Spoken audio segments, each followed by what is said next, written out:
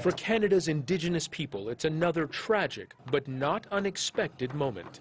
Less than a month after the remains of 215 children were found in British Columbia, more unmarked graves uncovered at another Catholic residential school in Saskatchewan province. We started our radar penetrating research on June the 2nd of 2021.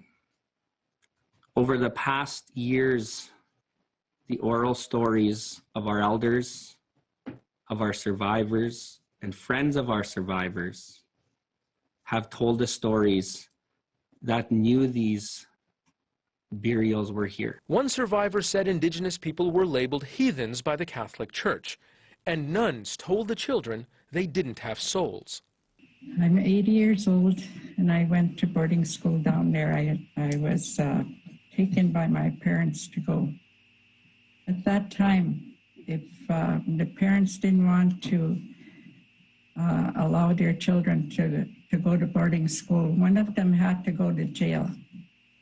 So in order that we keep the family together, we went to boarding school. They brought us there, we stayed there. First Nations leaders in Canada are now demanding the Pope apologize for atrocities committed against them in the name of the Catholic Church and help them identify their dead. Countrywide protests, vandalized churches, calls by activists to cancel Canada Day, all part of the fallout. Earlier this week at the United Nations, China, itself often under the spotlight for human rights violations, criticized Canada. Over 150,000 Indigenous children in Canada were reported to have been forcibly taken away from their parents. At least 4,000 children died of disease, neglect, accidents, or abuse while at school.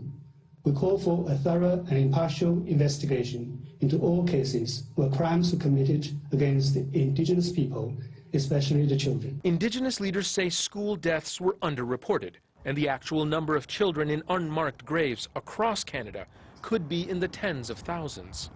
They want to find them all.